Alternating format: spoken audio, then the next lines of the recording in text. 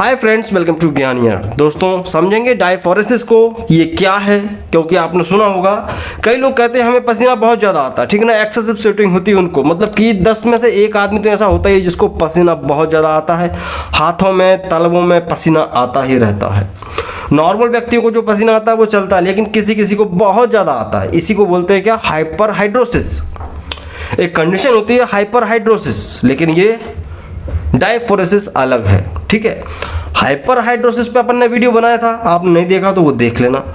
लेकिन बात कर रहे हैं बेसिकली डायफोरेसिस, ये क्या है। होता क्या है दोस्तों कि कई तरह की मेडिकल कंडीशंस ऐसी बनती हैं जहां पर डायफोरेसिस डेवलप हो जाता है बॉडी के अंदर। आपको बहुत ज़्यादा पसीना आता है, आपकी हथेलियाँ गीली रहती हैं, तलवों में पसीना आता है। जाहिर सी बात है, जब अपन को डर लगता है, चिंता होती है, भय लगता है, या अपन बहुत ज़्यादा नर्वस होते हैं, तब पसीना आना एक आम बात है।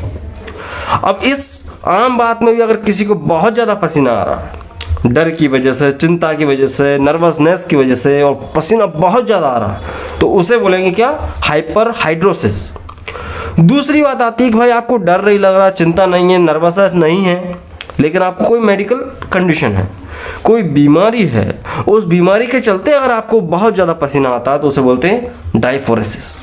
अंतर समझ में आ गया होगा कि भाई अगर आपको बेवजह बीमारी के चलते पसीना आएगा, सेकेंडरी कॉज जिसे बोलते हैं, उसे बोलते हैं डायफोरेसिस। ये कौन कौन सी बीमारियां हैं, कौन कौन से कारण हैं जब आपको ज़रूरत से ज़्यादा पसीना आएगा। तो पहला कारण होता है मेनोपॉज।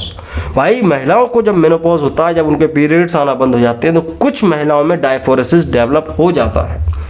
हाइपरथायरॉयडिज्म, भाई बीमारी किसी को भी हो सकती है थायराइड की, लेकिन कुछ लोगों में डायफोरेसिस डेवलप हो जाता है। उनका थायराइड का लेवल बढ़ेगा तो उनको पसीना आना शुरू होगा। ऐसा ही कुछ खेल है दोस्तों डायबिटीज़ का। जिस व्यक्ति को डायबिटीज़ होती है, शुगर लेवल बढ़ता है, तो उनको पसीना आना शुरू हो जाता है। तो वो नर्वसनेस की वजह से नहीं आ रहा है, वो घबराहट की वजह से नहीं आ रहा है, ठीक। तो ये बीमारी के द्वारा जो पसीना आ रहा है, इसे ही बोलेंगे क्या, डायफोरेसिस। ये जो डायफोरेसिस की समस्या है दोस्तों, एक सेकेंडरी कंडीशन होती है। सेकेंडरी मतलब बहुत सारी बीमारियां।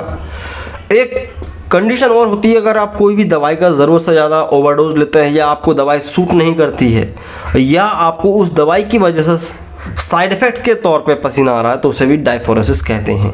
एक चीज़ यहाँ पे ऐड करना चाहूँगा दोस्तों कि ये जो डायफोरेसिस की समस्या है दोस्तों, ये महिलाओं में ज़्यादा होती है, क्योंकि महिलाओं के शरीर में हार्मोन्स का इम्बैलेंस बहुत ज़्यादा होता है। फ्लक्चुएशंस होते ही रहते हैं, चाहे वो प्रेगनेंसी के दौरान, डायबिटीज़ के दौरान, थायराइड के दौरान।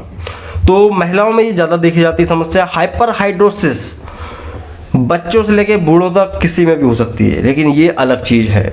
आई होप आप इसके बारे में समझ गए होंगे। इलाज की बात की जाए तो जो बीमारी है, जो कंडीशन है, उसका इलाज किया जाएगा तो वो अपने आप ठीक भी हो जाती है। तो ये कोई मेजर डिजीज़ नहीं है कि इसके लिए आपको घबराना चाहिए कि भाई पसीना आता रहता हाथ पैरों में, हमें तो अब डायफोरेसिस हो गया, अब क्या होगा, ऐसा नहीं सोचना है आपको।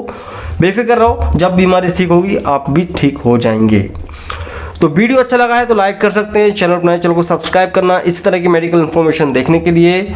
और मैं हूं शिवम, मैं मिलता हूं आपसे अगली वीडियो में। जय हिंद, वंदे मातरम।